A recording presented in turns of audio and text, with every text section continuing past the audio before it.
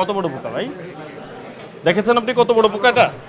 আপনারা চলে যাওয়ার জন্য রেডি হন, আপনাদের চলে যেতে হবে, অনেকদিন হয়েছে।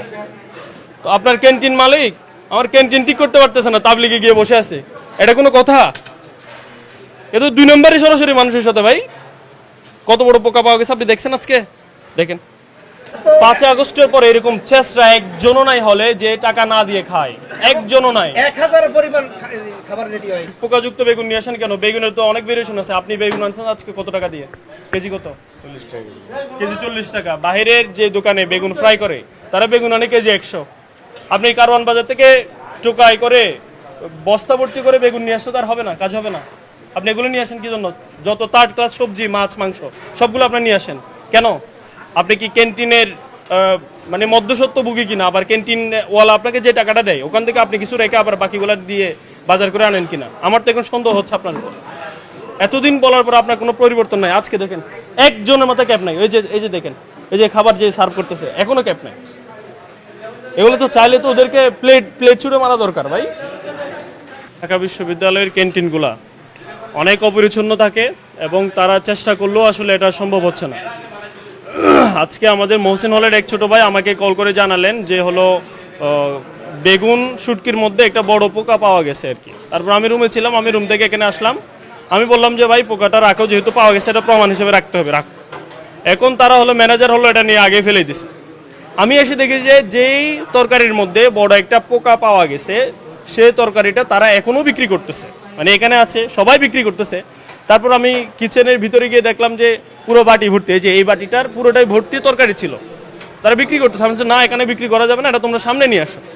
এটা বলতে দেরি নেই, তার একজন কর্মচারী দৌড়ে গিয়ে সবগুলো তরকারি ফেলে দিছে যেন আমাদের কোনো প্রমাণই না থাকে। মানে কি ধরনের ধূর্তামি, কি ধরনের 2 নম্বর, এটা বিশ্বাস করতে পারবেন না আপনারা। তো আমরা বলতে চাই, আমরা হল প্রশাসনকে ডেকেছি, হল প্রশাসন আসতেছে, তাদেরকে জরিমানা করা হবে এবং তাদেরকে খুব সম্ভবত তাদের ক্যান্টিনের যে মালিকানা সেটা আমরা বাতিল করার জন্য হল সংসদের পক্ষ থেকে আমরা সুপারিশ করব এবং তাদের ক্যান্টিনের মালিকানায় বাতিল হবে। এখানে সূর্য সেন হলে অথবা অন্য হলে কারা বাহির থেকে কে কি বলতেছে সেটা কোনোভাবে ধর্তব্য নয়। এখানে আমার হলের শিক্ষার্থীরা, আমার বিশ্ববিদ্যালয়ের শিক্ষার্থীরা এখানে খাওয়া দাওয়া করে, কোনো রাজনৈতিক ব্যক্তিবর্গ এখানে খাওয়া দাওয়া করে না। কোন নেতা কি বললো সেটা এখানে আসবে না। এখানে আমার ক্যান্টিন থাকবে নিট অ্যান্ড ক্লিন এবং যতভাবে পরিষ্কার পরিচ্ছন্ন রাখা যায়, হাইজিন মেনটেন করা যায়, আমরা তার সর্বোচ্চ চেষ্টাটুকুন করব। এখানে কে কি বললো না বললো এটা আমাদের কাছে কোনো গুরুত্বপূর্ণ বিষয়ই না। আমরা হল সংসদে নির্বাচিত হয়েছি, হলের শিক্ষার্থীরা আমাদেরকে তাদের ম্যান্ডেট দিয়েছে। এই যে খাবারের মান ঠিক করা, এটা আমাদের 1 নম্বর ইশতেহার ছিল। আমরা এটার মান ঠিক না করা পর্যন্ত আমরা থামছি না, আমরা এটার জন্য চেষ্টা করে যাব। হল প্রশাসন আসছে, হল প্রশাসনের মাধ্যমে তাদেরকে জরিমানা করা হবে। আমি রেজাউল করিম, হাজী মোহাম্মদ মহসিন হলের 21-22 সেশনের শিক্ষার্থী। আমি সাধারণত দুপুরে খাবার এখানে খেতে আসছিলাম। এখন অনেকদিন যেমন বেগুন শুটকি খাই না, দেখে মন চাইছে একটু খাইতে নিয়ে গিয়ে মানে 2 নঙ্কা ভাত খাইছি। খাওয়ার পরে এত বড় একটা পোকা পাইছি। এই পোকাটা খাওয়ার পরে আমার যা সকালে নাস্তা করছিলাম সব ওই পাশে গিয়ে বমি করছি।